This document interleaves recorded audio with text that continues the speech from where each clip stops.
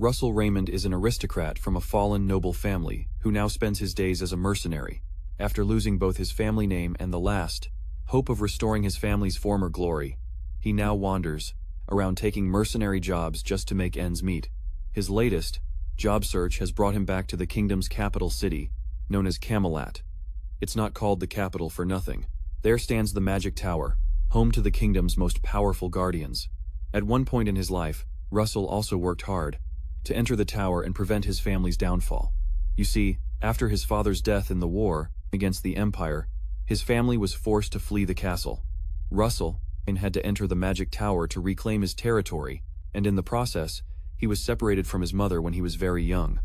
All the sacrifices he made were in vain, because he was expelled from the academy before even having the chance to apply to the Magic Tower. He received 3 failing grades, and according to the academy director, this was an unprecedented event in the entire history of the institution. Although he did well in theory, the problem was that he couldn't reach the second circle of magic.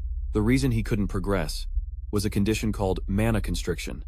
Apparently, his mana was thin and weak, which meant that he could only absorb a limited amount of mana and also couldn't release any of it, which is the worst curse a mage can have. So Russell ended up living his life as a mercenary. Although all his mercenary field experience helped him reach the second circle, he was still considered a third-tier mage. The doors of the White Tower suddenly open, and the assistant announces that registration for today's temporary jobs has ended. So everyone who had been waiting outside at noon is upset to hear this, but since they have no other choice, they decide to leave. Meanwhile, our guy just stays there silently listening to what others are saying. One person mentions a rumor that the museum is looking for temporary mages, but another argues that they are only seeking first circle mages to perform menial tasks, so working there would only be a disgrace. But our guy doesn't see it that way, especially since he barely has any money left. Later, he arrives at the famous Museum Lou. Inside, he follows the museum owner who introduces the place to all the newly recruited workers, including him. The owner explains that many aristocrats will visit this week, so everything must be impeccable. He warns them to be careful when cleaning because if they cause any damage, they must be ready to face the consequences. As they walk down the hallway adorned with artifacts that could very well be fake, our guy suddenly sees a closed door that seems strangely familiar. The plaque on the door reveals that it is the Fantastic Species Room, and Russell feels a persistent strange sensation in his mind that he has seen this place before. At that very moment, his mother's ring begins to vibrate for some mysterious reason. He stares at the door for a while, and before he realizes it, his body starts acting on its own, opens the door, and enters. Once inside, the ring's vibration intensifies. Russell closes his eyes to listen to what his mother is trying to tell him. His mind travels to the past, to a time when he had visited this place with his mother. He remembers an unexplored part of the museum that he never had the chance to visit. After a moment of reflection, he walks toward that area. There he finds something extraordinary, the ancient heart of a dragon placed separately from all the other artifacts. The ring, on the other hand, begins to vibrate more intensely. Russell notices the connection between these two artifacts. The ring is shaped like a dragon's eye, and the object in front of him is an ancient dragon's heart. He quickly puts the ring on his finger, and the vibrations gradually cease. However, after a brief pause, the ring begins to crackle with a mysterious power, and a voice starts to resonate in his mind. The voice tells him that since the eye and the heart have met, another eye has opened, a gigantic dragon looming over Russell. In his mind, it reveals that he is destined to be the cornerstone of a new mythology. Because of this, Russell has been granted a new opportunity, this time for the good of mythology itself. As the voice fades away, he awakens his system, and everything around him distorts in an instant. He is sent back to the past. He can faintly hear his teacher shouting furiously at him, followed by the unmistakable sound of a book hitting him directly on the head. He startles and returns to reality as the teacher scolds him for falling asleep in class. Of course, Russell has no idea what is happening or why the teacher, Hubert, is suddenly harassing him. After all, according to what he remembers, Hubert had already passed away. He looks around curiously, observing the students to his left and right, and then down at himself. It doesn't take him long to realize that somehow he has been sent to the past. Meanwhile, Hubert expels him from class as punishment. Russell, for his part, still doesn't know what kind of magic could have caused his regression. Now that he thinks about it, he's sure it must be the work of that dragon that spoke to him. Then he notices that his ring has disappeared, which makes him wonder for a moment if his mother could be involved in all of this. At that very moment, the teacher leaves the classroom, Although our boy apologizes for his mistake, the teacher is not satisfied with it and invites him to his office for a one-on-one meeting. Although Russell is in trouble, he really enjoys the feeling but soon receives a hard blow to the back of the head. Of course, a classic group of bullies has come to bother our boy. One of them, a guy with blonde hair, decides to slap Russell as well, but his friend stops him because the teachers are watching. Russell recognizes the blonde guy as Frederick.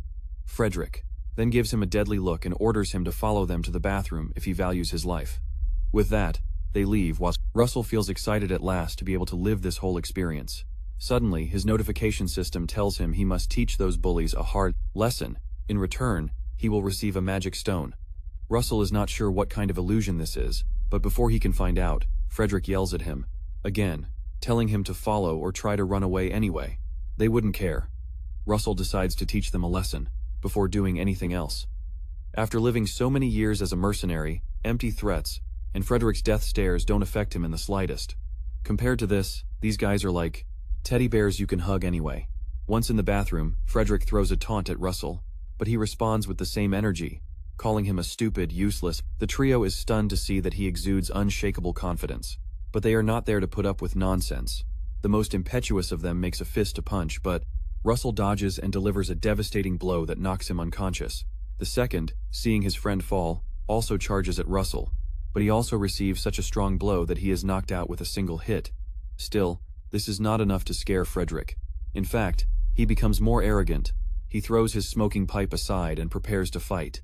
He throws a punch at Russell while mocking him, saying that since Russell can't use magic, he has learned some cheap martial arts.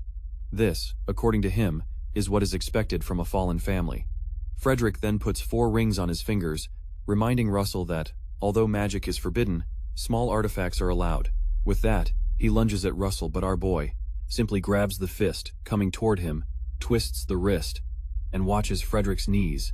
The cold gaze of Russell yields from pain, shaking Frederick to his core, and he is furious that someone like Frederick dares to mention his last name. With a final blow, Russell takes care of that guy once he has finished teaching these thugs a lesson. Russell leaves the bathroom and sits on the floor leaning against the wall. Wondering if he went a bit too far at that moment, the system notification appears before him, and he receives the lowest grade magic stone as promised. As soon as the stone is in his hand, the system instructs him to consume it. Although Russell is not sure if he should really eat it, he believes this must be another chance mixed with the possibility of living again. He begins to chew the stone and realizes it has quite a pleasant taste.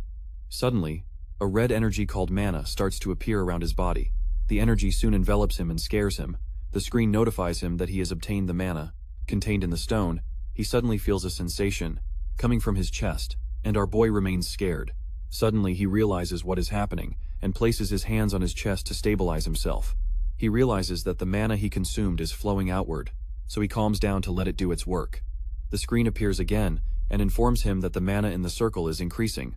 The mana is not only increasing, but the mana he received is being absorbed by the magic circle around his heart. He remains calm and is glad that it is finally stabilizing. Our boy suddenly smiles because it seems he has found a stroke of luck, since with this new method, he can finally overcome the narrowing of his mana that he always feared. He thinks about the fall of his family and then about his expulsion from the academy, as if those experiences were not bad enough. He had to live as a third-rate mercenary. Finally, it seems he can change the future he had foreseen. He walks down the hallway with a new joy, and it seems things look bright. Moments later, Russell knocks on Professor Hubert's door and is told to come in. He enters the room and the old man asks how he feels. Russell sits down, discouraged, and the professor calls his name in the way elders do. When you get into trouble, Professor Hubert tells him he is not the same as always. Listen, to help solve the problem, he suggests what the problem might be. He asks Russell if he is going through something difficult. The professor informs him he heard a rumor that his classmates are bullying him and wonders if that is the cause. Russell recalls his pleasant moments with Professor Hubert in his past life and remembers how he never gave up on him. He finally smiles when it is his turn to respond and remembers he always wanted to say this. So he informs the professor that there is no need to worry. The old man is surprised by his words, and Russell thanks him for asking. The professor coughs and states that it is his job as a teacher to take care of his students. He adds that, however, he will be punished for falling asleep in class today. The professor opens the book in front of him and tells him that the punishment will not be easy. He assigns him a task to write an analytical report about a part of his textbook, apparently. It is a section that even upper-year students have difficulty with. While he speaks, the screen appears again and announces to him that his new mission is to complete Professor Hubert's assignment. The system informs him that he can get additional rewards depending on the level of completion and the level of satisfaction of Professor Hubert. The reward is another lowest-grade magic stone, as well as something mysterious. Russell's eyes open wide when he realizes that even completing tasks are missions. The professor notices his eyes open wide, so he asks if the task is too difficult. Russell replies that he doesn't, so he thanks the professor. Later, Russell completes the task after a few hours. He thinks to himself that the task is not as difficult as it seemed. In his past life, he used to study the theoretical part of magic a lot because he was unable to use mana practically. But there is something else he must pay attention to in this new life. There is something as important as studying, and that is mana training. Russell remembers one of his jobs as a mercenary when he was fleeing from a monster. He explains that the mana vein is the path through which mana circulates. Mana is absorbed through breathing. Mana also circulates through the mana veins and is collected in the heart. In the memory, the monster approaches our hero. The monster strikes the ground with one of its large claws, and Russell quickly jumps out of the way while running. He turns around and notices that the monster is coming to attack him again. He explains that the reversal of mana flow outside the body is called magic. In the memory, he does some magic circles and casts fire from his hands. It is a large amount of fire, and the fire envelops the monster. The point is that the stronger your mana veins are, the more mana you can collect and the faster you can release it. After the fire dissipates, the monster is obviously unharmed. It seems he couldn't release fire strong enough to harm it. He realizes he is in trouble, so he tries to generate a shield to block the monster's next attack. Before he can complete the chant to cast the spell, he feels a sudden impact. The monster quickly hits him with its tail. The monster finally advances to finish him off. He remains on the rock, slightly unconscious. Suddenly he regains consciousness, but is quickly hit again by the monster, which throws him deeper into the hollow stone. He wonders if heaven sympathized with his unfortunate fate, or if it was just luck.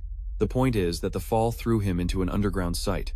When he gets up, he tries to find his way out inside this site. He finds two grimoires containing strange secrets. Our guy approaches the books and goes to pick them up. The first book is called Overban, and the other is called Wizard Body. Back in the present, Russell goes out jogging to continue his mana vein training. He explains that the book called Overban trains the physical body and expands the mana veins. The other book, Wizard Body, teaches exercises that help replace muscle tissue with part of the mana vein. In other words, the stronger your body gets, the firmer your mana becomes.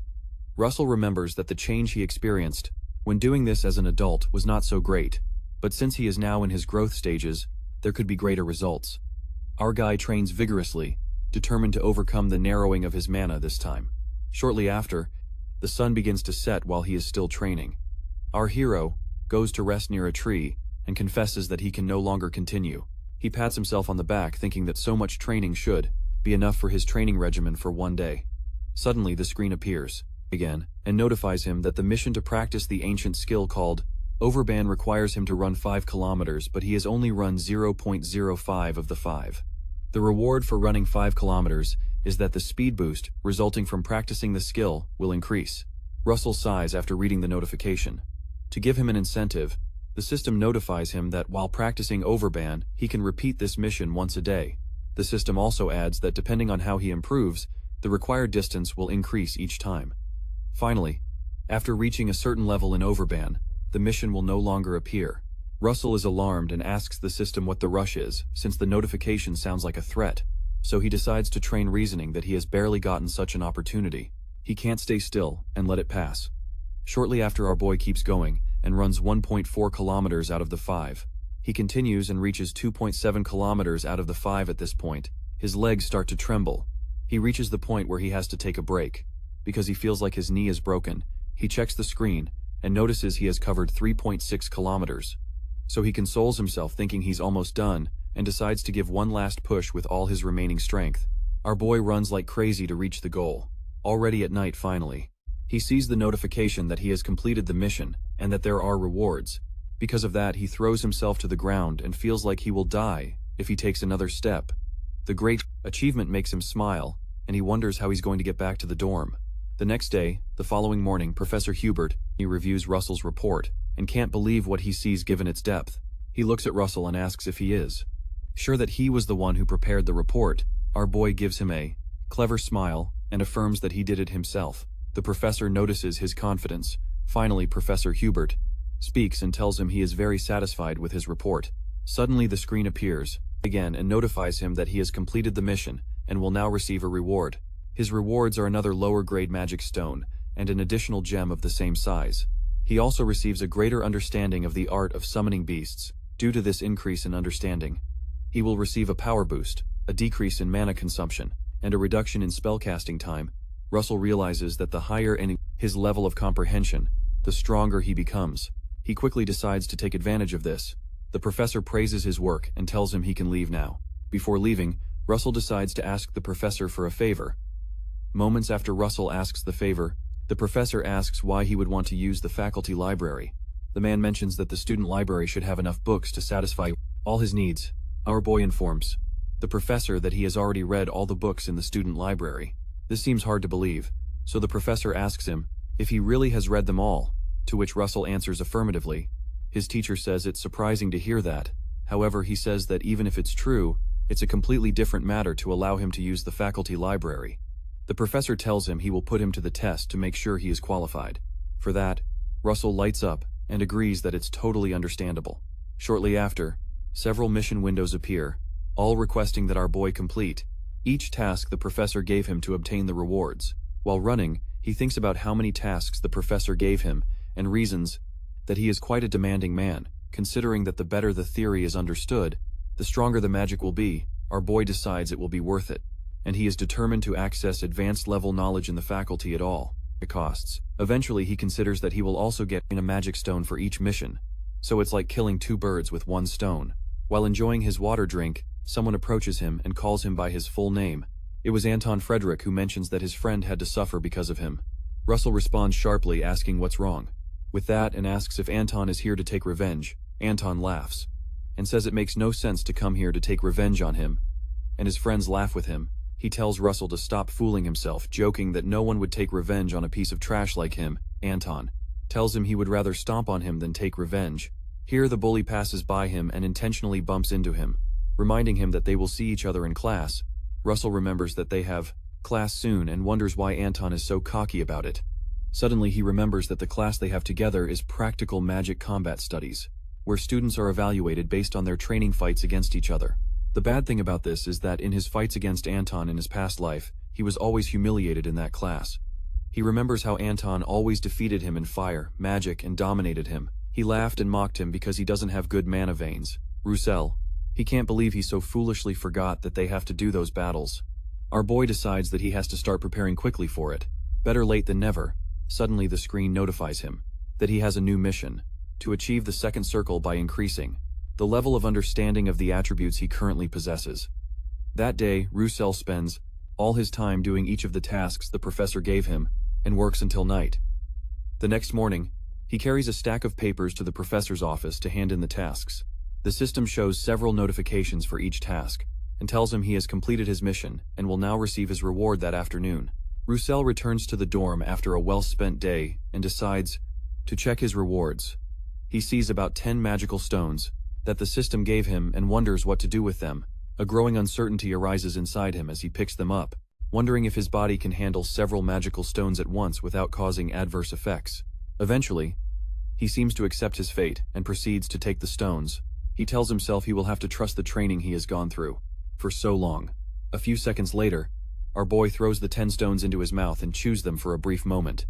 Nothing happens. Moments later, the mana from the stones is released, and his body suddenly looks wrapped by the mana. It becomes more pronounced, and the whole room is consumed by a bright light. Suddenly, he begins to feel his body burning. While absorbing the mana toward his heart, he quickly opens a path to his mana veins. Roussel begins to create a path to shape the flow of mana, continuing to direct the flow of mana to channel it toward his heart. It's clear he is suffering some pain, but he decides to endure it. He also begins to spin the mana to trace a new circle around his heart like the first one, to be able to achieve a second circle. If he doesn't do it correctly, his heart will not be able to achieve it. Our boy carefully draws the second circle, but hesitates before reaching the end, afraid he might make a mistake. He decides there is no turning back, so he decides to finish it. His veins begin to absorb the generated mana once he concentrates and completes the circle. Our boy refuses to give up no matter the consequences. There is no way he can achieve his dream of being a world-class mage without doing this, so he promises himself to achieve a second circle. Suddenly, a bright ray of light bursts through his window, and it seems to be exploding. Moments later, Roussel wakes up on the floor and realizes he succeeded. He realizes he has finally achieved the second circle at last. The mana flows into his body as he lies on the floor. Suddenly, the system notifies him that he has completed the mission and will now receive rewards. Apparently, his understanding of elemental attributes has greatly increased, so the power of each elemental magic has also increased considerably. The next morning, the professor reads all the reports Roussel handed him. He exclaims in amazement and confesses he can't believe he was able to complete all those tasks in such a short time. The professor tells him there is one last question before he can grant him access. It is a question that is more fundamental compared to the previous ones. The professor asks which of the structures is the most important among the 4 structures that make up magic. The question leaves Roussel silent. The professor Hubert notices his silence and begins to regret having asked a question he himself just solved. To avoid overwhelming him, the professor quickly stands up and proposes, "Ask a different question." Russell, who had remained silent the whole time, begins to answer the question anyway. The professor is surprised by Russell's confidence.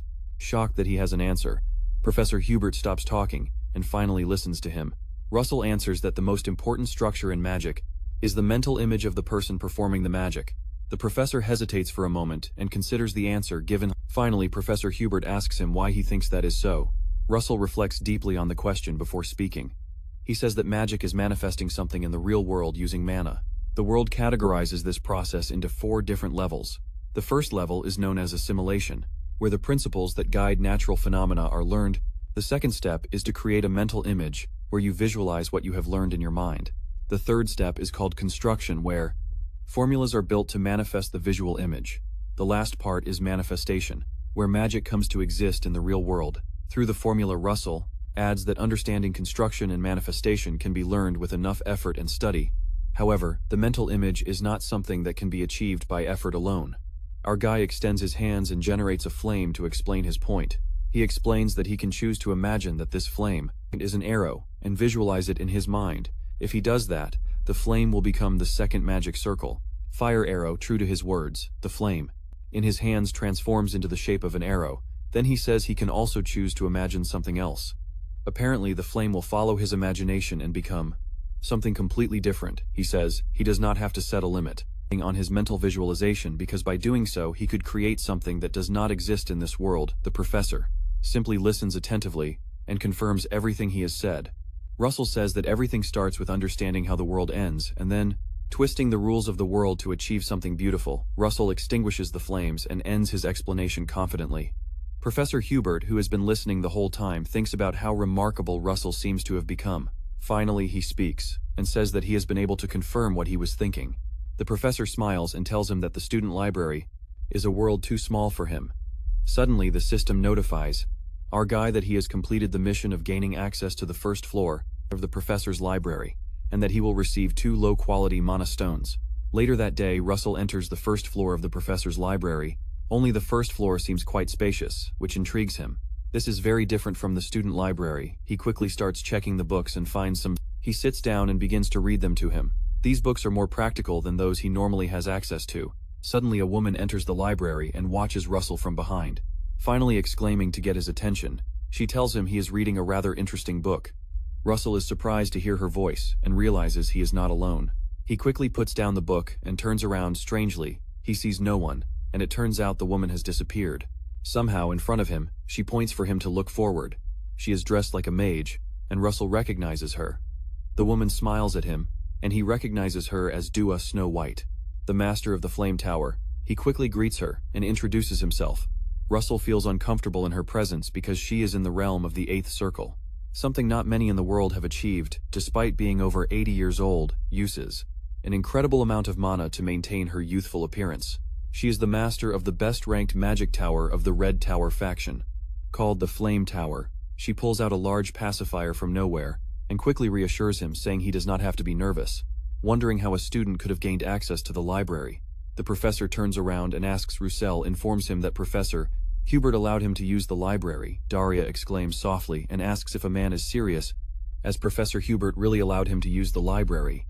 Our boy starts to smile, realizing that the professor can be a bit strict actually, she mentions, that it makes sense, and explains why she was learning something so interesting. When she entered, the woman scans him with her eyes and notices that he has an extremely pure mana and perceives that his mana distribution is also very stable. She looks at him again and murmurs that it's rare to find someone like him. Daria passes by him and tells him not to worry. To relieve his tension, she assures him that she is not there to scold him or get in his way. Roussel bows again and thanks her for her kind words. Suddenly, Daria strikes the ground, and a bright light comes from the spot she tells him to grow to reach his best potential. But when he looks again, she is no longer there. The only thing left of her is the bright light, and it seems she had teleported to another place. Roussel is stunned and simply looks at the place where she was standing. After finishing, the protagonist leaves the professor's library and closes the door, quietly still surprised by the encounter. While daydreaming, he hears a voice from behind asking him if he is the one standing by the door. Roussel turns around to look at the person speaking, and it turns out to be Anton and his gang. A friend of Anton wonders why Roussel is leaving the professor's library and asks him who he thinks he is. Anton comments that it seems Roussel must have done errands for some professor, but that doesn't change the fact that he won't amount to anything. The boys walk away laughing, and Anton tells Russell to keep trying his best as he walks away. He looks back and says it won't do him any good anyway. Shortly after, the students gather at the Academy Stadium for real situation magic classes. The first to be called goes down to the stadium field and has to choose another student to be his opponent. The teacher in charge usually chooses the weakest student. This is done so that the student can choose someone of their own level to compete with. Suddenly, all eyes turn to Russell, and it seems everyone expects him to be chosen. Russell mentions that he was always the first to be called in his past life. Some nearby boys jokingly murmur that Russell will be chosen again because he has a condition known as mana vein constriction. One of the students immediately starts begging Russell to choose him as his opponent when called. To be able to raise his grades this semester, another student tells Russell not to choose that fool, but to choose him instead. The teacher notices the commotion and asks all the students to be quiet, then proceeds to choose a student and starts calling the first name. Everyone starts whispering that it will be Russell, and some start laughing to everyone's surprise. The name called is Anton Frederick, which leaves the students surprised. Anton walks proudly to the teacher, thanks him for calling him, but the teacher tells him that it's nothing compared to the favors he receives. From the Merchant Association, Frederick Roussel is alarmed and thinks to himself that he expected this to happen. Anton walks to the center of the field and stops to choose. One of the students looks directly at Russell and tells him to go down to the stadium. Meanwhile, Professor Hubert receives an unexpected visit from his teacher and tells him it would have been nice if he had warned him before arriving. It turns out to be none other than Daria Snow White. She sits down and says it's okay. He replies that it's no big deal for a teacher to visit her student. Remembering the student he met in the library, the teacher asks him he gave a pass to the professor's library to a boy named Russell. Hubert quickly confirms that he did, and asks worriedly if the boy made any mistakes. Daria informs him that no, but that it had been a long time since she had seen something so strange and valuable. Hubert agrees with her, and says that the narrowing of the Kelsa/and mana veins of Russell is an uncommon disease. Even on this continent, the teacher tells him he is a fool, because he didn't talk about it at all. His words surprise Hubert, who quickly looks up to find out why she said that. She informs him that Russell has managed to overcome his own problem, and Professor Hubert asks what she means by that. She doesn't speak for a while, and continues drinking her tea. When she sees that he doesn't understand what she's talking about, she finally gives him the news, and notifies him that the boy has managed to reach his second circle. Professor Hubert is sincerely surprised and wonders how that is possible. Meanwhile, the two boys take their places and prepare for the fight in the Academy Stadium. Before the match begins, a new screen appears in front of Russell. The screen notifies him that the next mission is to win during magic training, and that he can receive low-grade magic stones, and have a compartment that can carry things weighing 40. Russell is happy to know he will receive a compartment, since this is a magic only the richest mages can use. The compartment allows storing things, so it will be very useful for keeping magic stones. While still thinking about this, Anton calls him and calls him Insect. The bully asks if his body is frozen. Anton tells him that his only option to survive this fight is to beg. Our boy suddenly laughs. Russell covers his entire body with energy and asks Anton if he is talking to him. Anton notices his transformation and wonders if that is what he is thinking while they keep chatting. The professor coordinating the games tells them to move to their place in the circle. so the fight can begin. He remembers the magic Russell we just used and wonders if someone with the narrowing of the mana veins could have reached the second circle, but quickly dismisses the idea because it's not possible. When the match starts, Anton quickly releases a second circle magic, called Flamethrower, that launches a stream of flames directly at our boy. Russell quickly detects the flame heading toward him and responds immediately by summoning a shield that deflects the fire. Russell holds the shield in place and continues, enduring the stream of fire. One of the nearby observing professors is surprised by his brilliant response. The professor coordinating the match also watches and is amazed by Russell's performance. Anton, who has been throwing flames for quite a while, quickly gets tired of holding his arms in place and is surprised that Russell is able to withstand the fire assault. Suddenly, the stream of fire stops because his body needs to regulate the mana he is losing, and Anton starts cursing because the fire has ceased.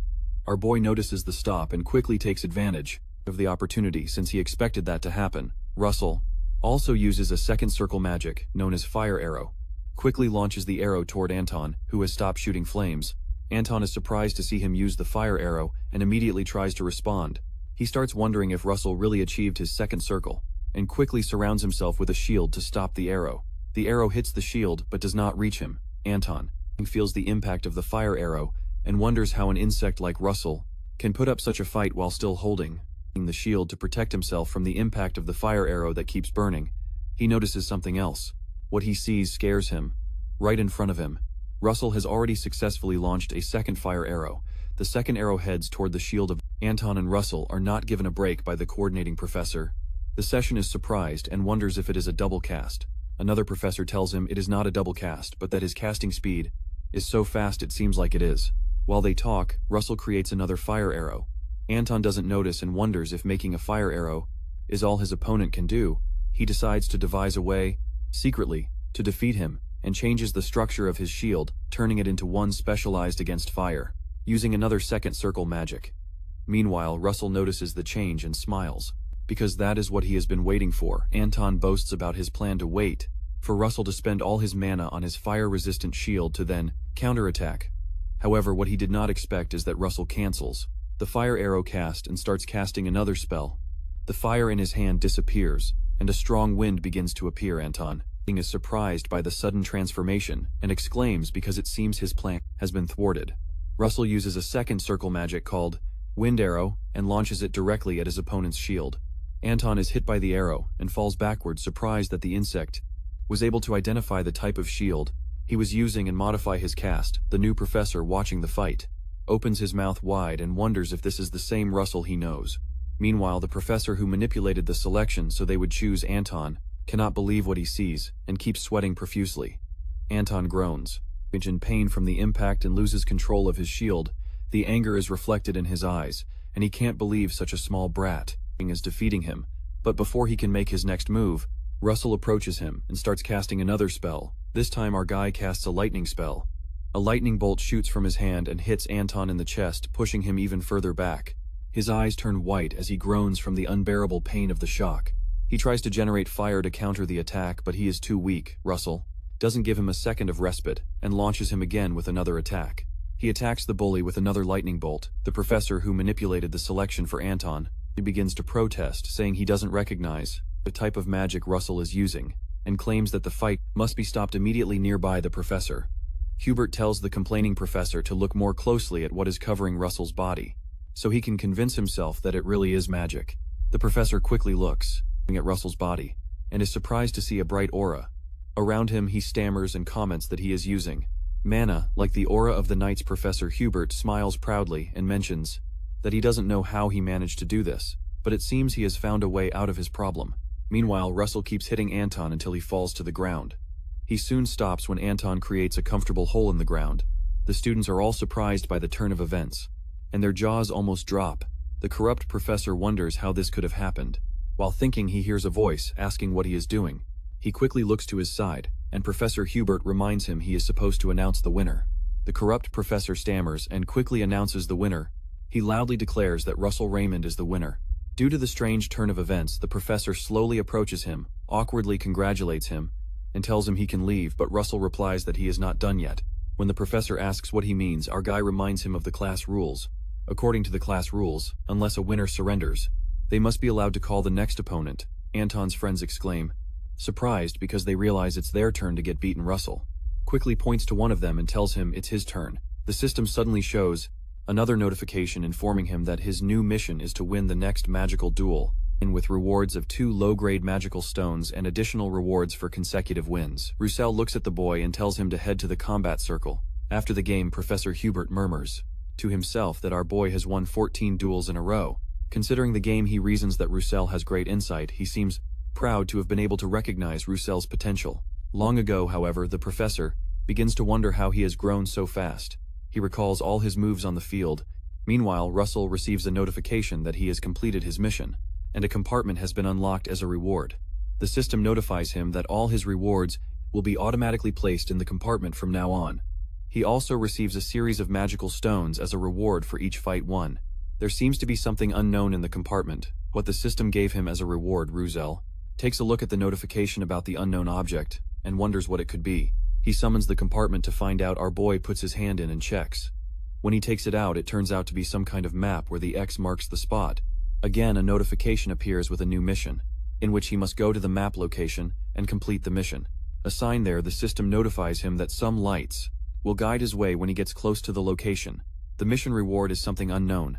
Besides 5 intermediate-grade magical stones, the system issues a warning that it is better to attempt this mission after reaching the 3rd circle. Roussel is surprised to read that he must reach the 3rd circle. He thinks about the 3rd circle and remembers that he tried several times in his past life, but never managed to reach that level. Another problem is that he does not know where this mysterious place is, and it seems he cannot distinguish it on the map. He quickly goes to the professor's library, hoping to find something that indicates the location of the place. He leaves a series of books on the table and hopes to find a clue in one of them. The first one he finds is called The Outer Territories of the Semian Kingdoms, and he eagerly skims through it. He has no luck with that, so he checks the next one. He doesn't find it either, so he checks the next one, and it also has no information. Then he checks another but doesn't find it either after checking dozens of books. He growls frustrated, realizing that none of the places in those books matches the location he is looking for. He curses in frustration as he leaves the library and realizes he has lost too much time. He decides it will be better to focus first on reaching the 3rd circle while walking down the hall. Several students shrink back in fear upon seeing his demonstration in the stadium. Russell thinks to himself that he has managed to escape resentment and bullying. The only problem is that he is still a loner while thinking about this. He hears someone calling him from behind. He looks back, and it turns out to be Professor Hubert, who kindly asks if he can come see him in his office. Russell happily agrees to go see him when they arrive at the office. The professor, Hubert, comments that it is almost summer vacation. He serves tea and asks Russell if he has any plans for the holidays. Roussel tells him he doesn't have plans yet.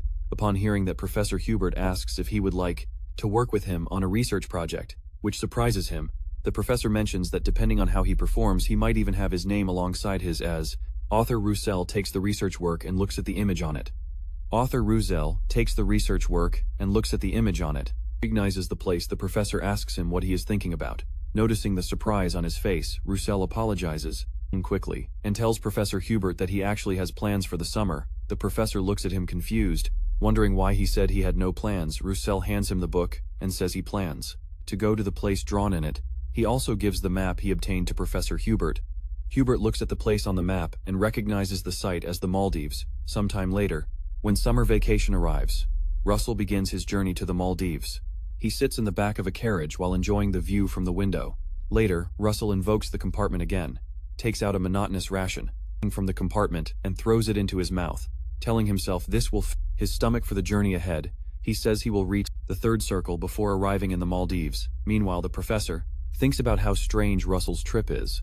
The reason it seems strange is because someone else is also heading to the Maldives. He thinks that Daria, his teacher, must be in the Maldives right now, and it could be a good thing that Russell is heading there. Meanwhile, by the Sea of the Maldives, Daria sunbathes on the beach and enjoys her vacation.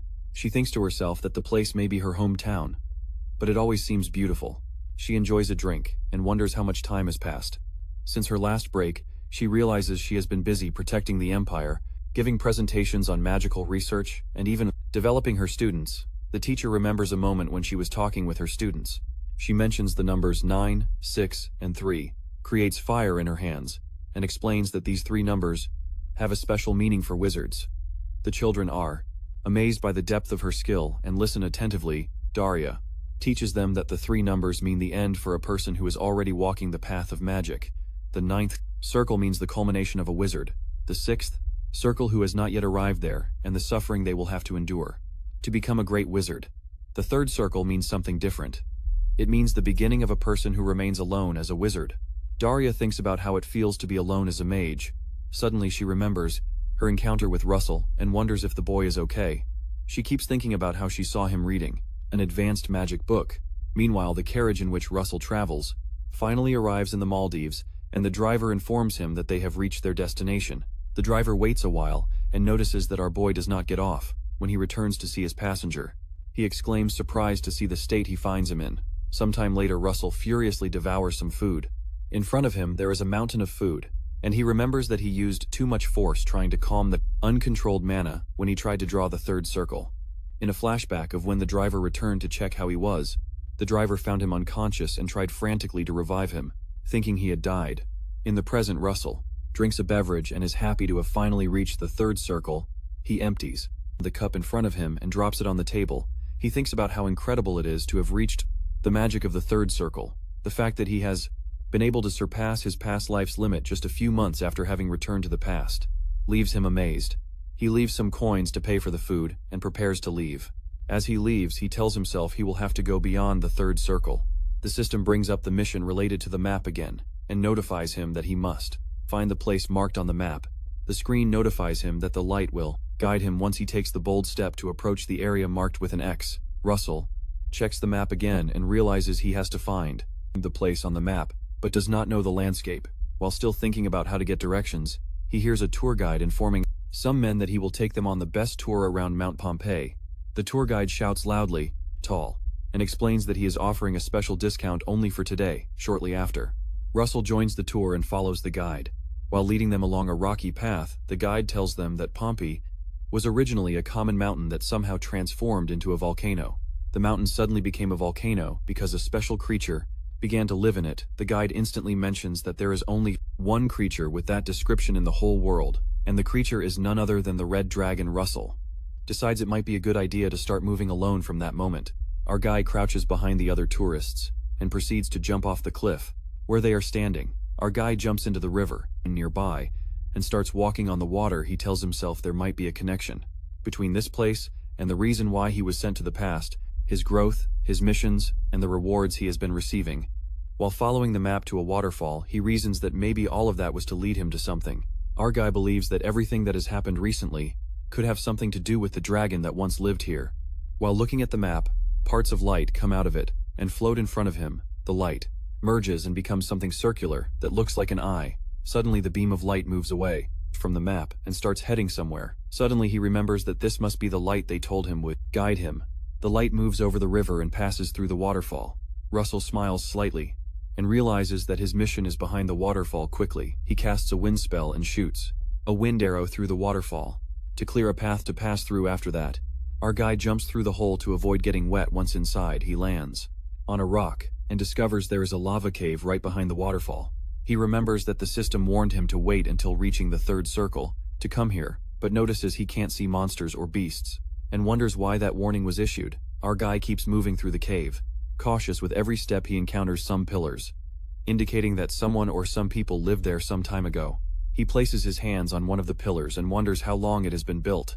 While inspecting it, something catches his attention from the corner of his eye. Finally, he finds that the light he was following stops in front of a strange door. Russell approaches the door to investigate what is behind. When he gets close, his sense of alertness starts tingling, and he feels like something is wrong. He stops and wonders if he suddenly forgot the things he learned from his life as a mercenary. The thing is that in a situation where there are no monsters, beasts, or any sound, there can only be one explanation. It means you have entered the territory of a strong predator. Suddenly, a huge lizard emerges in front of Russell and looks down at him. Russell jumps back to avoid having his head bitten. When he is a few meters from the creature, he looks at it again and realizes it is the comfortable lizard monster he remembers from his days as a mercenary, a monster that can only be defeated. With at least 2 teams of mercenaries, our guy watches how the monster advances towards him and decides that the only thing he can do now is run, because there is no way to kill it. He decides to slow it down using some lightning magic. Russell chooses the 2nd circle magic, called Lightning Arrow, and starts generating it. The comfortable lizard roars at him again as it approaches. Our guy does not give in to fear, and aims the arrow at its face. He shoots the arrow directly at it, hoping to perform an attack and slow it down to escape. The impact is so strong that it electrocutes the comfortable lizard and immobilizes the monster for a while. Russell is happy to have been able to delay it with that move, so he decides to run. He heads straight towards the stone door, where he had seen the light to have it to reach the next part of this mission. When she is a few centimeters from the door, the two statues in front of her block her way with their spears and declare that she must prove she is worthy to enter with her mana. Roussel is surprised by this and realizes that it will not be so easy to get out of this. The comfortable lizard soon arrives where he is, and it seems that he has easily shaken off the effects of the lightning. Roussel looks back and realizes that he cannot go this way or that way. He thinks quickly and decides to do something erratic, since his path is blocked, turning around angrily. He tells himself that he will have to make his own path. He extends his hand and generates fire that he directs at the comfortable lizard. Suddenly, the stone in the door scans the mana that Russell is emitting. The monster notices the stone's response to Russell's mana and watches in amazement. Instead of advancing, the comfortable lizard suddenly stops. Roussel is also surprised and wonders why the lizard stopped dead in its tracks. The comfortable monster moves and almost stands up, and Roussel watches it with total confusion. Suddenly, the guards who were blocking the door retract their spears and stop blocking his way to the door. The mysterious voice that spoke before tells him that he has proven to be worthy. This means that he can now enter. The red stone in the door begins to glow intensely. The light becomes much brighter until it envelops the entire cave in which Russell is standing. Shortly after, our boy wakes up. With a terrible headache in a completely different place, he quickly scans his surroundings and realizes that things have changed. He touches the ground and notices that it is made of ice, and wonders how he is standing on ice when just moments before he was in a cave. It is not clear where he is, since all he can see is an ice cave and some ice statues. As he looks around, he remembers that he was in a cave a few moments ago, and wonders if he was brought here by teleportation magic. While thinking about this, he notices something strange. Right behind him, on some nearby stairs also made of ice, there is a mysterious magical horn that is held by a series of chains. While reflecting, another screen appears. The system notifies him that he has a second mission, which is to defeat all the ice golems in the area and pass the trial by fire. A noise coming from behind him makes him turn quickly to investigate. He realizes that the ice statues he saw were actually golems, and now they have come to life. He looks around and realizes that he is surrounded by several sturdy ice golems and wonders if they really expect him to defeat all those golems alone. There is no time to lose, so he decides to get to work and begins to generate some fire magic in his palms. He creates another fireball and throws it at a nearby golem like crazy. The fireball crosses the ice cave and heads straight toward the monster. The ball hits the golem right in the chest, and it seems that it should do quite a bit of damage. Since fire beats ice, Russell remembers that to kill a golem, you have to crush the core inside it. The golem he shot seems completely unharmed, and if it could speak, it seems like it is asking. If that is all he has, the fireball only managed to leave a crack in its chest. Roussel complains upon seeing this and wonders how cold the ice it is made of must be. He decides to try another approach, since fire does not work, so he begins to create some wind magic in his palms. There seems to be a problem because the wind does not respond. Our boy notices this, and is surprised. He wonders why his wind magic suddenly is not working while he keeps thinking the golem. Our boy notices this, and is surprised. He wonders why his wind magic suddenly isn't working while still thinking the golem. Runs toward him and tries to smash his head against the ground. Russell responds quickly, and decides to use some lightning instead. However, the lightning also doesn't come out, and Russell realizes he is lost. The golem hits the spot where he was standing. Luckily, Russell manages to move back before the blow reaches him. He slides backward and stops when he reaches an ice wall. He thinks about the notification he received earlier, trying to get some information about why his magic is suddenly not working. He remembers that the system mentioned something about passing a trial by fire. Another golem comes to hit him like an insect waiting to be crushed against the wall. Trying to avoid the monster, he trips over an ice rock. They push him against the wall, and he ends up in a dead end.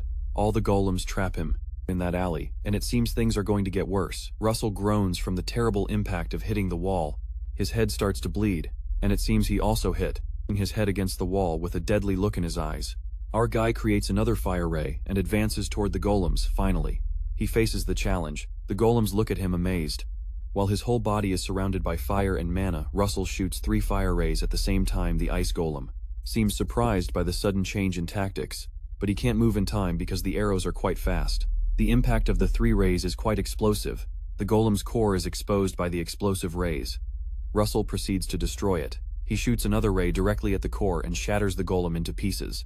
Russell does the same with another nearby golem, and the method works. He starts to pant, and realizes that so far he has only been able to take down 2 of them at this rate. He will probably run out of mana before he can eliminate them all. Our guy grimaces and decides to try something else. One of the golems tries to hit him to the ground, but our guy quickly runs backward. To rest and rethink his strategy, he considers that to destroy their thick ice layer in one hit, he needs something similar to how knights break iron shields with a single blow. To do this, he must concentrate all his power on a single point in the end. He thinks he needs to increase the mass in each volume of his attacks. This is not going to be a simple spell, so he decides to move away to gain time and cast such a complicated spell. When he creates some space between him and the golems, he starts the spell. He starts by creating a fire arrow. He applies the amplification formula to the arrow to make it bigger and heavier to replicate the rays. He adds the replication formula. Everything works well, and several fire arrows emerge finally. There is something else he needs to do to make the attack really dense. He has to fuse all the arrows into one so that one arrow carries the power of several at once. He has managed to replicate 5 fire arrows, and the only thing left is to fuse them. Russell begins to apply the magical compression formula, fusing all the arrows between his palms, and starts to make them into one. Suddenly, one of the ice golems appears in front of him. The golem lunges at him with a heavy blow, and it seems Russell will be crushed against the icy ground. He starts to scream and begs for the arrow to fuse quickly, so he won't die at the last moment. He shoots the fused arrow, and a great explosion occurs. The explosion is so big it stops the golems in their tracks. One of them receives a huge hole in the chest from the explosion right where its core was. Russell moves away and lets the ice golem crash to the ground. He walks majestically with his newly created weapon, which he calls the flame spear once again. His eyes transform into those of a dragon. The system sends him a notification that his understanding of the fire elements has transcended the limits. Russell agrees with the notification and says he can feel it. He reasons that the power he feels is close to something from the 5th circle. He holds the spear and notices that just holding it is a great energy drain. To avoid wasting energy, the golems make the first move and rush towards him to let him know they are not intimidated by his flashy new weapon. He launches his attack right from where he is and burns the core of 3 of the golems. Moving on to the next and the next, Russell counts that only 4 of them remain, so he quickly proceeds to finish what he started, breaking the core of one of them with ease. He cuts the second with his weapon, also destroying the core. Now only 2 remain. While counting, one of the golems launches a vertical attack and tries to hit him, but he easily moves out of the way.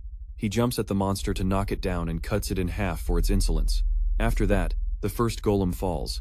The last golem decides to attack from a distance and throws huge ice rocks. Fortunately, Russell blocks the rocks, but some hit him, and he realizes he would have been instantly killed if he hadn't blocked with his spear.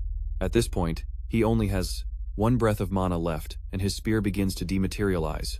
Russell stands up and holds the spear, telling himself there is one last thing he can do, and if that's the case, he decides to throw the spear at the monster. This is the final blow. So it's critical. It would be terrible if he misses. Finally, Russell throws the spear. When the monster gets close enough and he hopes it will reach it, finally, the spear pierces its ice shield and reaches its core. Russell stays there after his throw and watches how the spear pierces the monster. Our guy keeps watching and looks through the large hole in the monster's chest. When he realizes he has taken down all of them, he collapses to the ground.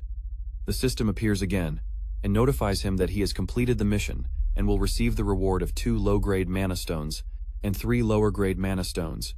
He will also receive the unknown item. The unknown item is something called the Horn of the Forgotten King.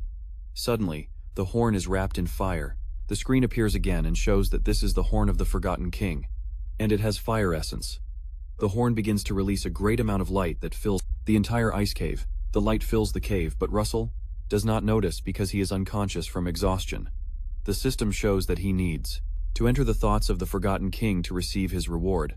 Shortly after, Russell wakes up in a strange place in this dimension. He is bound by chains and tries to recognize the place. The screen appears in front of him and tells him he has obtained the unknown item, called the Horn of the Forgotten King with fire essence. It also shows him that he must enter the thoughts of the Forgotten King to receive his reward. When he looks around his chains, he wonders what kind of reward this is, because he feels like he is being tortured. Suddenly, the voice of the Forgotten King resonates. The voice of the Forgotten King continues and tells him that he will grant him something called the King's Fragment. The horn appears where he is, covered in fire. The tip of the horn begins to approach him, and Russell is surprised because it looks like he is about to be impaled. Just as he thought, the horn pierces him. He screams in pain, and it's clear that the chains were placed there to prevent him from escaping this. The pointed end of the horn pierces his flesh and enters him. The horn releases a great amount of energy inside him, and it looks like he is about to explode. He keeps screaming at the top of his lungs due to the pain. The voice continues and tells him to use the power to do something, but Russell can no longer hear it because of what he is experiencing. Behind him appears a great dragon that seems to be the Forgotten King. Moments later, Russell appears on the shore after the water carries him there. Suddenly he wakes up and groans, because it seems like his whole body hurts. He wonders what is happening and tries to figure out where he is. It seems to him that he is still in Mala, because the style of the building seems to point to that.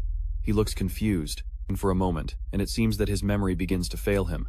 The system notifies him that he has consumed the king's horn, forgotten, and has reached a limit. He is also informed that the mana that he was above his limit has been stored. The system also tells him that his understanding, intermediate of the fire attributes, has reached its limit and has passed to an advanced understanding of the fire attributes. Russell closes the palm of his hand and tries to activate his mana to confirm what he has been told. His body suddenly releases a large amount of mana, incomparable to what he has experienced before, which surprises him. To see how close he is to the fourth circle, he looks around and wonders if that mana really comes from him. Our boy remembers the treatment he received when he was chained, but he smiles because the rewards are really worth it. Suddenly he hears someone's voice behind him, telling him it's nice to see him there. Behind him is the great Miss Daria Snow White, dressed in normal clothes, whom he is surprised to see in bad. She takes him to one of the bars by the beach, and mentions that she had felt a sudden explosion of mana. She says she came to investigate, and that's how she found him. Russell thanks her while receiving the drink she offers him. He smiles and says he didn't expect to see her in this place. Meanwhile, the teacher scans him with her eyes and realizes that he is about to reach the fourth circle in such a short time. She also notices that his mana has become purer in that time. While they continue talking, Russell asks the tower teacher what brings her to Maldiva. She tells him that Maldiva is her hometown, but that many people do not know it. Russell is surprised to hear that and asks again to make sure he heard correctly. Miss Daria responds affirmatively and says that is the reason why she comes here every summer. Because she is curious, he also decides to ask what brings him to Maldiva. Russell hesitates before answering and decides that maybe it is too soon to tell the truth. Finally, he finds a good enough excuse and says he came to see more of the world. The tower teacher smiles and confirms his statement, but wonders if she should check the boy's skills. She decides to go ahead and asks if he minds helping her a little, to which Russell seems confused. Miss Daria snaps her fingers and suddenly something magical happens. A bit of fire surrounds Russell's body and dresses him with a black cloak. He recognizes the symbol on his cloak as the symbol of the Flame Tower, and wonders why she gave it to him. The teacher tells him not to worry, and informs him that the task she wants to give him is something he can handle. Suddenly a screen appears, notifying him that his new mission is to pass Miss Daria Snow White's test. He is informed that he will have to help her face the pirates of the human trafficking ships in the port of Maldiva. To pass the test, the reward for completing the mission is an intermediate grade Mana Stone. The teacher mentions that she is sure he already knows that. Emion strictly prohibits slavery, she explains. That is why they do not allow human trafficking ships to dock in their port. Unfortunately, there are still some people who ignore their laws. She informs him that there are some guys trying to land with their human trafficking ship near Maldiva, and she would like him to help her deal with them. That same night, they both get on a boat and proceed with the mission. Miss Daria informs him that he can do the mission by himself. The only problem is that the plan involves rescuing the victims, as well as taking the ship. Russell understands and tells her that means they need to fake an attack to distract the enemies and rescue the victims. The teacher praises his quick understanding while they continue the journey. Russell thinks deeply, considers the fact that 100 mages would run barefoot to distract the enemies and rescue the victims. The teacher praises his quick understanding while they continue the journey. Russell thinks deeply, considers the fact that 100 mages would run barefoot if the Flame Tower teacher asked them for help. So if she is specifically asking him, it is not because she really needs it, but because she wants to test him. Soon they arrive at the ship they were looking for before he gets off the boat. She tells him that what happens from now on might be too much for him. She explains that he has to deal with it, because the path of a guardian is not always smooth or noble. Apparently this is just another fate for the mages. After finishing speaking, she steps on the edge of the boat to go towards the ship. Levitating to one side of it, she tells him that she will attract their attention and make it look like an attack, which will give her enough time to save the people who have been kidnapped. Russell just watches, while the master of the Tower of Flames flies to the top of the ship, Looking quite tense, Mystaria flies up until reaching a comfortable height above the ship. When she reaches a suitable height, she stops and says that height should be enough. Suddenly she begins to activate her mana. The whole place fills with a bright glowing light, and she shouts to Russell to go help the people. When the pirates see the bright light, they get scared thinking they are being attacked. They head to the deck and start preparing a giant crossbow to shoot at the master of the Tower of Flames. Several of the men arm themselves with smaller crossbows and prepare to defend the ship. Their leader gives the signal and tells them to shoot at the light above the ship. Dozens of arrows fly into the sky aimed at the light above the ship. Mystaria just smiles from inside the light at their pathetic attempts to attack her. One of the soldiers starts cursing. When he realizes his arrows did not reach the master, Mystaria creates a ball of lava in her hands and throws it at the ship, causing it to split into several parts on the deck. The lava portions fall onto the ship and start small fires all over the vessel. The pirates see the fires and are surprised.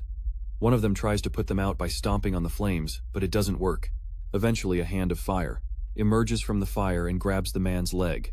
They are not fire after all, but golems made of fire. The man is extremely surprised as he struggles with the small creature grabbing his leg. All the fire portions transform into small fire dwarves, who also seem to be armed with weapons made of fire. The men group around the golems, not knowing how to face them. While the men shrink back in fear, one of them, quite confident, approaches the golems with his axe. Meanwhile, Russell boards the ship. He manages to jump aboard while the men are distracted. The confident man tells the others to move because they are not afraid of anything. Russell watches as the man approaches one of the golems and tries to confront it. He sees the man lowering his axe onto the golem, which just watches him innocently. The arrogant guy swings his axe and splits the golem in two. Moments later, the golem begins to reassemble its body and doesn't look too happy. Russell keeps watching and is surprised to be able to see these creatures in person. The attacked golem responds, changes shape, and begins to wrap around the man's legs. Shortly after, the golem completely changes its form and coils around the man, setting him on fire. Russell is surprised at how quickly the golem is able to transform its body. Meanwhile, the other men watch their companion being burned to death. With horror and amazement, Russell snaps out of his daze and decides this is not the best time to see such things. He leaves the place and goes down some stairs to reach the inside of the ship. At the bottom, there is a large prison facility that probably houses the captives. The guardman notices the commotion and wonders what is happening on the deck. One of the prisoners lets out that it seems the Navy has come to rescue them, and he is glad they are safe. The guard bangs on the door with his weapon to scare them and let them keep talking. He tells them it doesn't matter what happens, because none of them will ever escape his reach, and the men shrink back in fear and fall silent. He asks if they heard what he said. Meanwhile, Russell puts a hand on the back of his neck. Our guy decides to knock him out, so he uses some lightning magic. A lightning bolt appears out of nowhere and strikes the fat man. One of the prisoners notices the unconscious guard and approaches to ask if he has come to rescue them. He smiles at the man and says yes, he has come to save them, but informs them that it is safer to stay inside until the pirates have left. The man falls to his knees and begins to thank God for having heard his prayers. Russell looks around and wonders how many people are confined in this small space while they wait. Our guy sees something quite disturbing. He sees a small child crouched in a cell and is shocked that the ruthless pirates are even selling children as slaves. He gets very angry and calls the pirates trash. Moments later, some of the other men arrive at the prison and see Russell. The men quickly notice the unconscious body of their companion lying on the ground.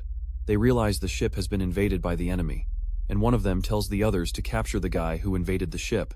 The three men draw their swords and approach Russell. Our guy, who was already angry about the fact that a child was kidnapped, tells them he will be the one to capture them and starts creating a chain of lightning. The chain bounces from one person to another and electrocutes the three men on the spot. The three get electrocuted and fall unconscious. One of them threatens that something bad will happen if their captain arrives. But Russell doesn't let him finish his statement and electrocutes him. With more lightning, our guy continues. Checking the other room in the prison facility, he enters a dark cell and asks what's going on with that cell. One of the people inside the cell asks if he is a mage from the Tower of Flames. Russell quickly creates a ball of light in his hands to see better inside the dark cell. What he sees surprises him because he notices the cell contains several elves. The male elf asks him a second time if he is a mage from the Tower of Flames. Russell, he realizes he must be asking that because of the symbol on his cloak. He informs the elf that he is not yet a member of the Tower of Flames but receives a rude response. When the elf says whatever he says is fine, The elf stands in front of the door, without showing much interest, and tells him to open the door already. Russell thinks to himself that obviously he's going to open the door, but wonders why this guy is so annoying. Although it's known that elves have huge egos, he stops to look at him closely, and wonders if he should leave them there. Suddenly another voice comes from inside the cell and tells the first elf to stop. The female elf among them reminds the first elf to mind his manners.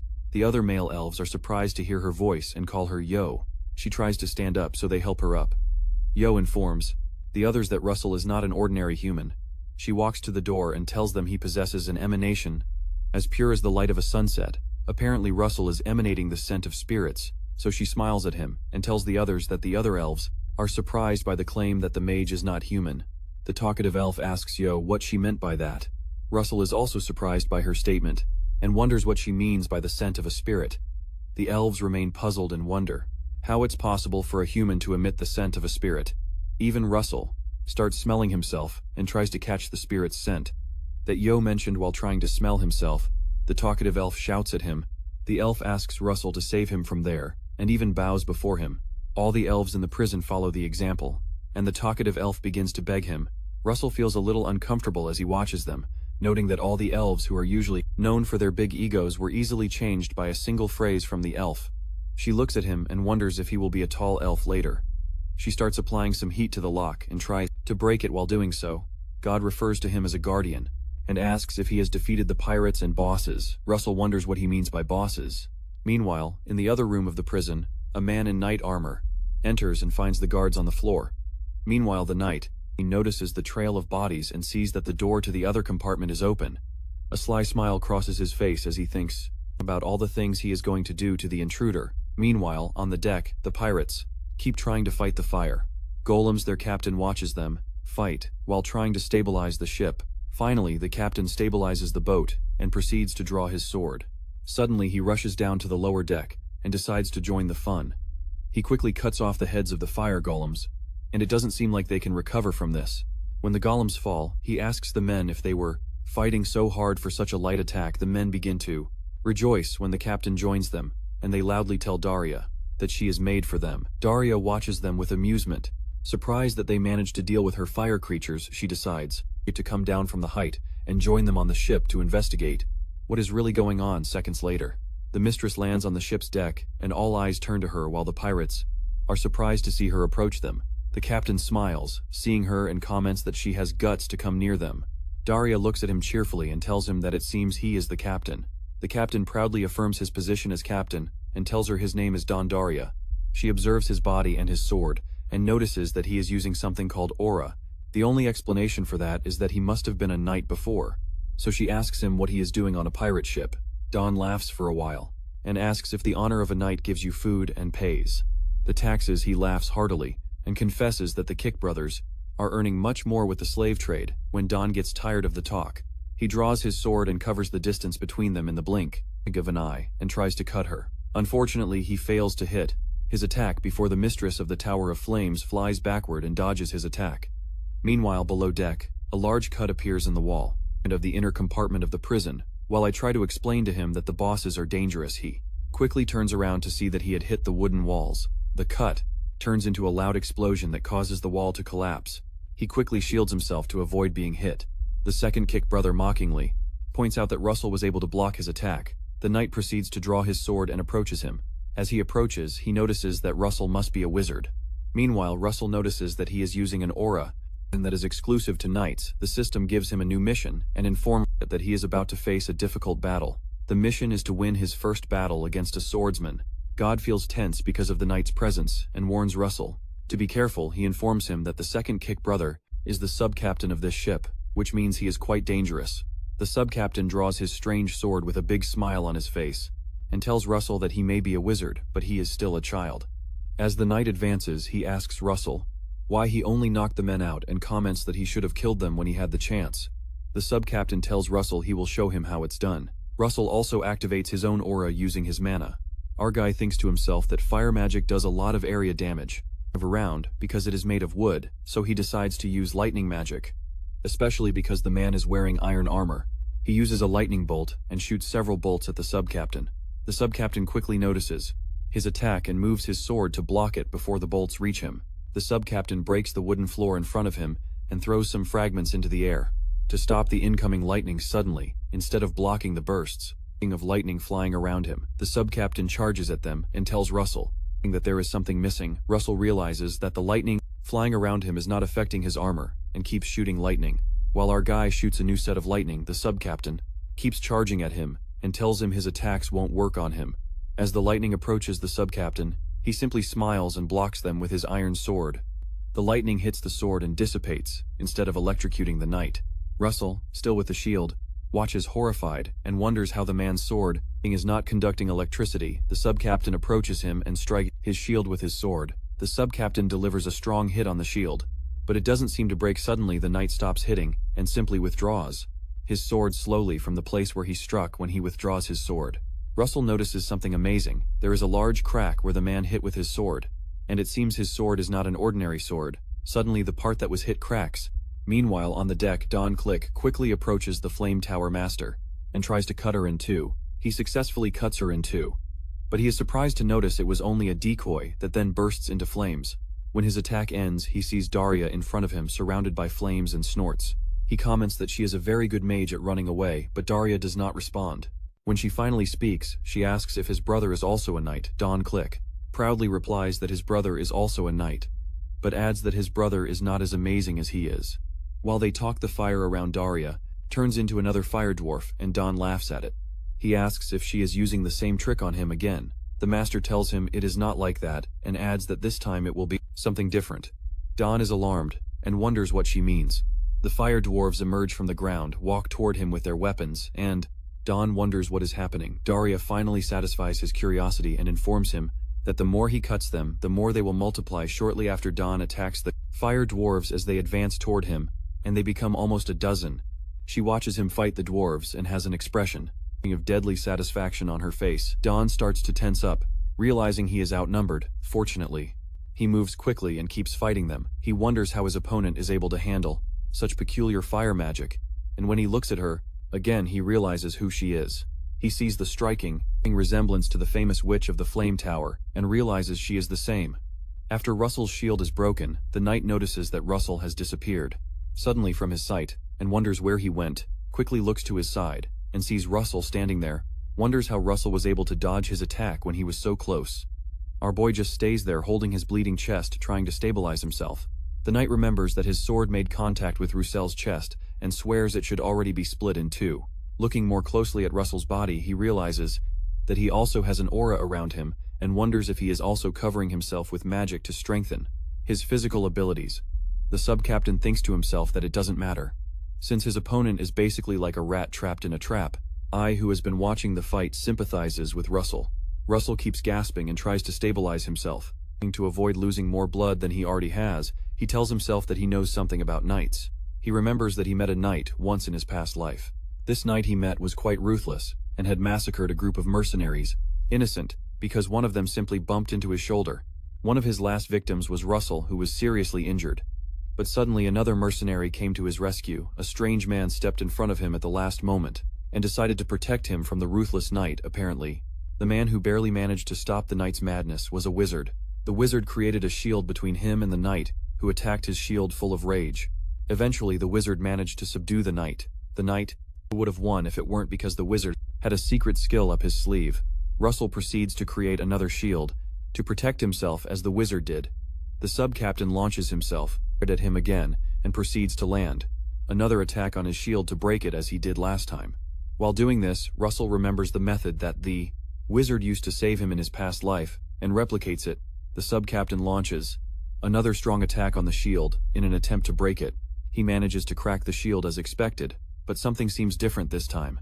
Russell takes him by surprise and casts a wind spell using second circle magic, wind arrow, and shoots one right at the knight's chest.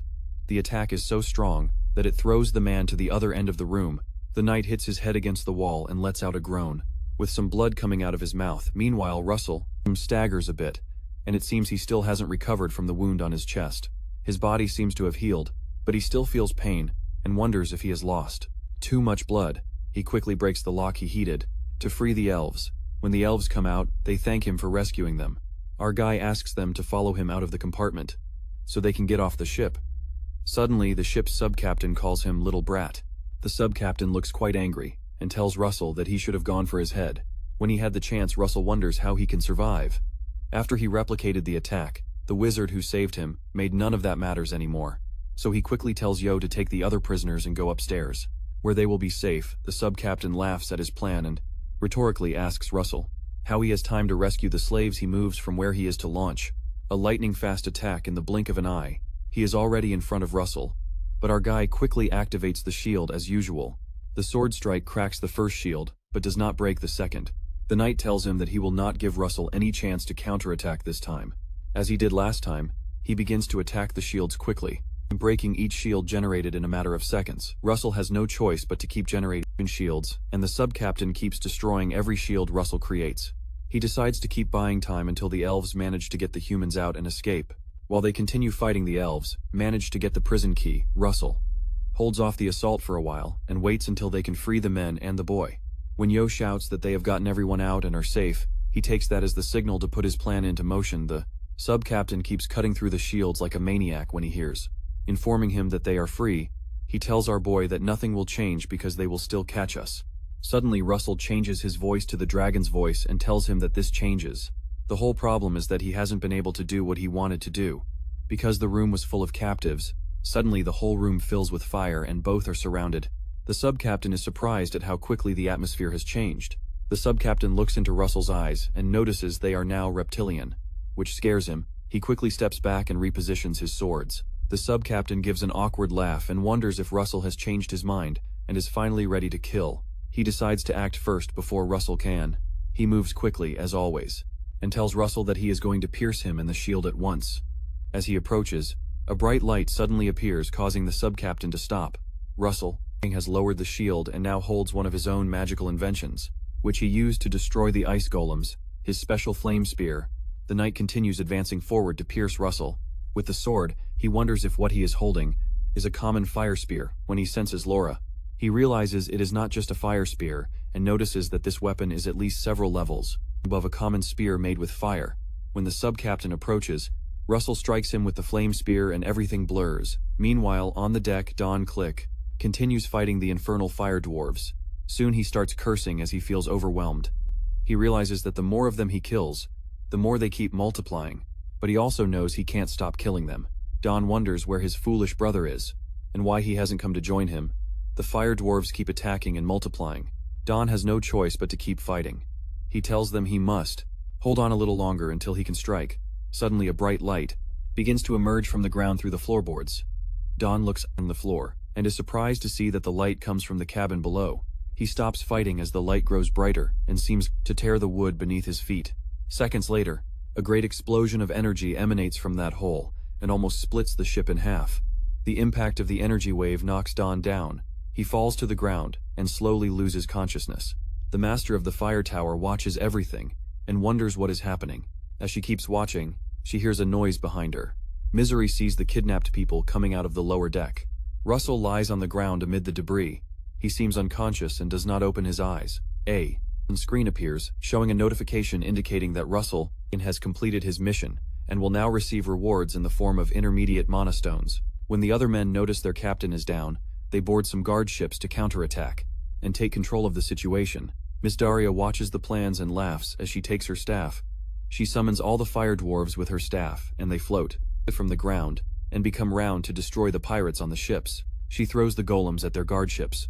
The infernal fire dwarves land on the smaller nearby ships and eliminate everyone. Meanwhile, below deck, someone approaches Russell and starts healing him. After a while, Russell regains consciousness and asks what happened while trying to get up.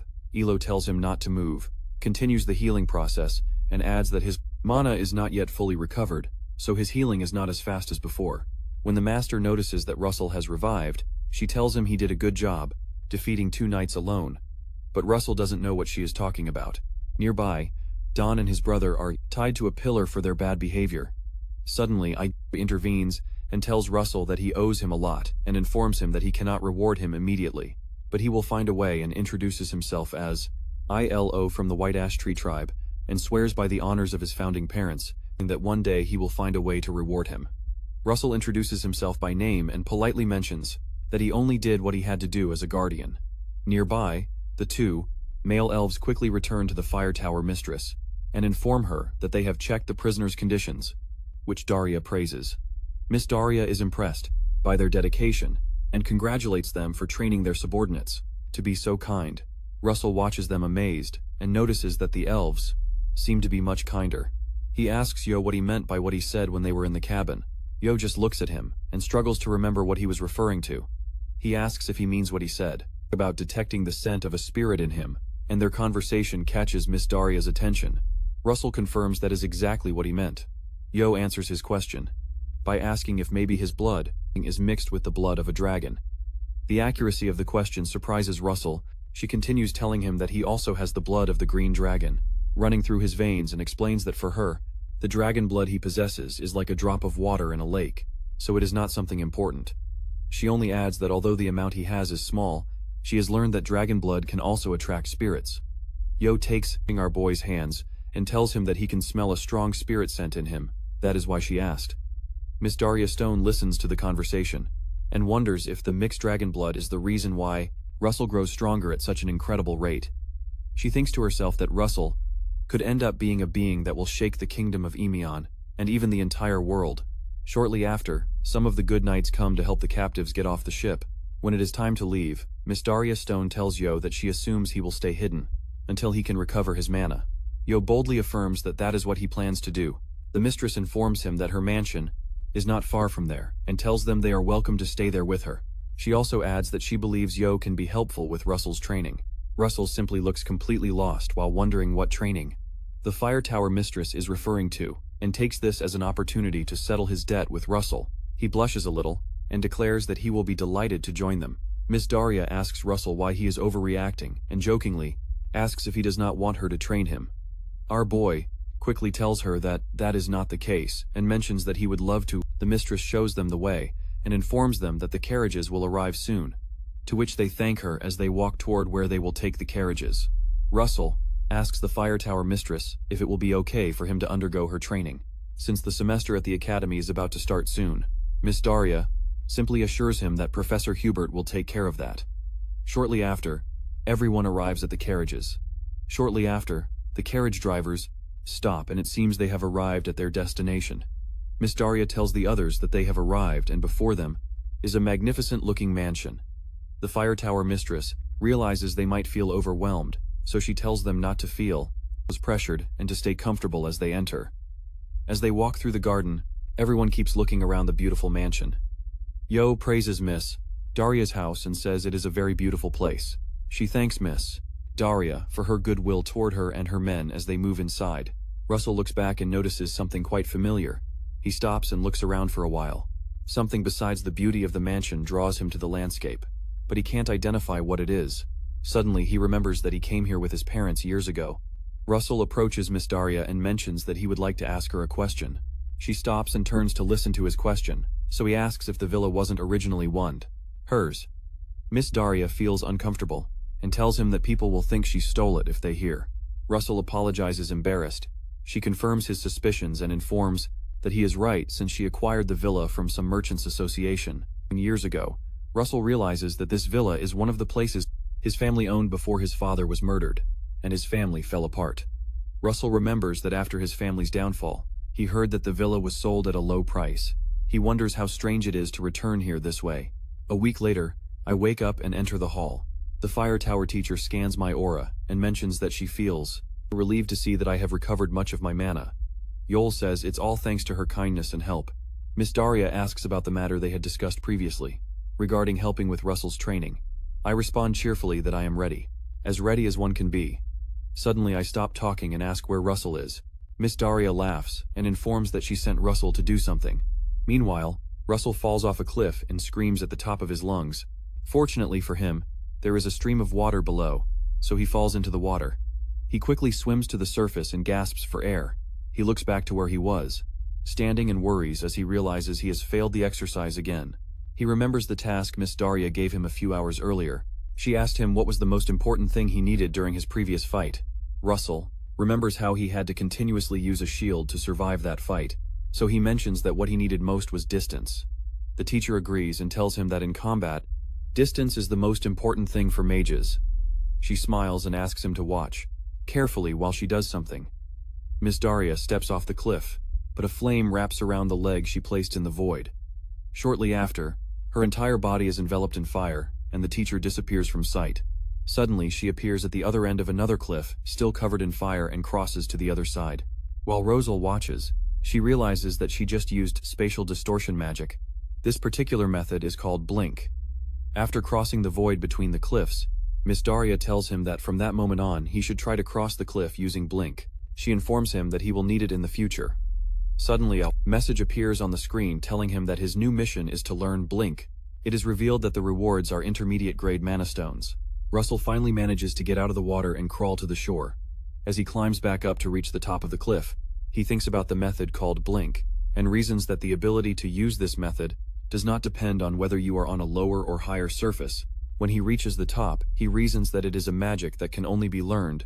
Understanding its logic, our boy stands up again, and tries once more. Russell takes another leap of faith. He falls to the ground again, and screams as he falls into the water.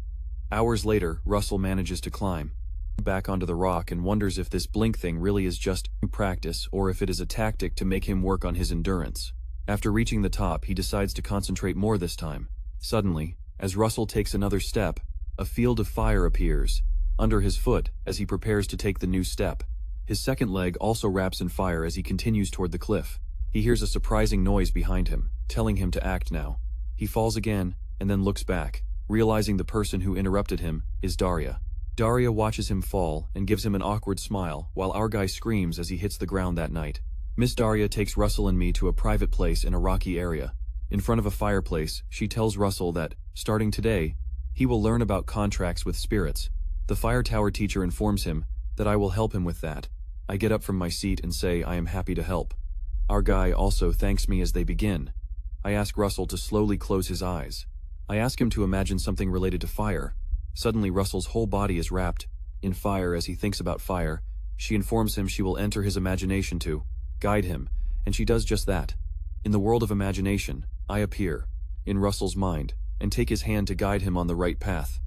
I begin to explain that there is something most people don't know. She says the door to the spirits is open to everyone. It doesn't matter if you are human, elf, or any other entity. This doesn't matter because all entities are born from nature after all. In his mind, visions of death and great war begin to appear.